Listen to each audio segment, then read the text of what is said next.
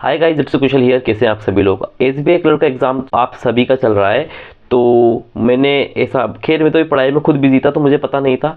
मैंने सुना है कि भाई शिफ्ट वन जो थी वो इजी आई थी, और जो बाकी की शिफ्ट है, बाद की जो शिफ्ट है ये वो थोड़ी ऊपर लेवल पर आ गई। और आप लोग पहले तो मुझे कमेंट में ये बताना कि आप लोगों ने कितने अटेम्प्ट किए वहाँ पे। ठीक है। अब मैंने बहुत सारे बच्चों को कमेंट देखे थे वैसे कुछ चैनल्स पर। कोई बच्चे 80 के रहे हैं, कोई बच्चे 85, कोई 90, कोई 90 प्लस करके आया है। ठीक है। अब मैं आपको बता दूं क्या होता है, कई बार बच्चे अटेम्प्ट बहुत ज़्यादा कर लेते हैं लेकिन एक्यूरेसी मेंटेन नहीं होती उन लोगों से। ठीक है। अब हम बात करते हैं यहाँ पर कि अब जिन लोगों के एग्ज़ाम है, यानी कि 27 को मेरा भी है एग्ज़ाम। तो 27, 28 और 1 तारीख वाले बंदे ध्यान से सुन लो। और ये है कि अब कुछ भी नहीं पढ़ना है एक्स्ट्रा। ठीक है। कुछ भी एक्स्ट्रा मत पढ़ो, सिर्फ और सिर्फ mock test, mock test, mock test. हो सके तो दिन में 4 मॉक टेस्ट लगा लो, एनालिसिस करो।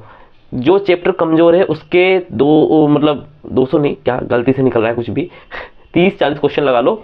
जिस भी टॉपिक में आप लोगों को अभी भी डाउट है, अभी भी टाइम है करने का, उसको क्लियर करने का, वो कर सकते हो आराम से।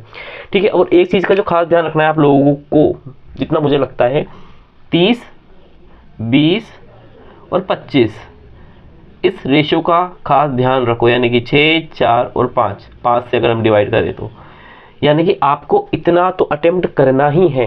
इतना अटेम्प्ट भी करना है और 100% एक्यूरेसी के साथ करना है। ठीक है।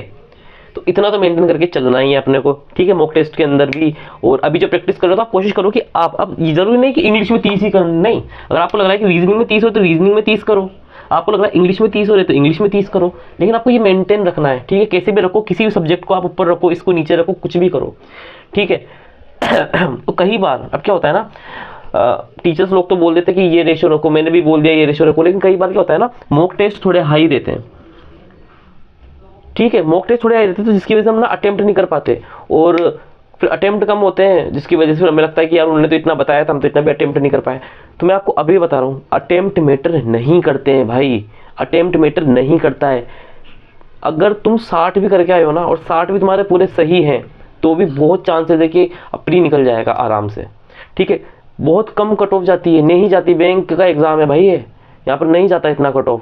और मैं आप लोगों को बता दूं यहाँ पर कि एक तो एक कट ऑफ का मैंने तुमको बता ही दिया, एक ये कि भाई 100% एक्यूरेसी रखो।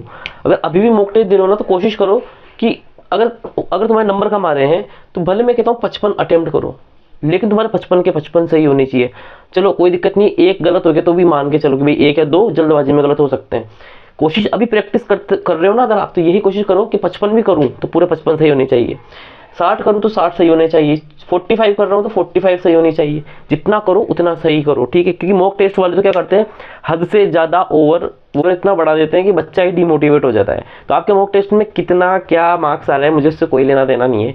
आप लोगों की बस एक्यूरेसी वहाँ पर 90 प्लस होनी चाहिए, आपकी परसेंटाइल अच्छी होनी चाहिए। बाकी अगर आपके 40 नंबर भी आ रहे हैं ना, और 40 नंबर में आपके 40 में 40 सही है, और आपकी 85% एक्यूरेसी बन रही है, तो भाई बहुत सही खेल रहे हो तुम। ठीक है। ज़रूरी नहीं है कि क्लर्क है तो भैया हम तो 90 प्लस ही कर देंगे। भैया मत कर, नहीं जाएगी इतनी कट ऑफ। ठीक है। राजस्थान की मैं नहीं कह सकता क्योंकि राजस्थान में सीटें कम थी, लेकिन जिन बच्चों ने यूपी एमपी से भरा है ना फॉर्म, तो उन लोगों की तो कट ऑफ कम ही जाने वाली है।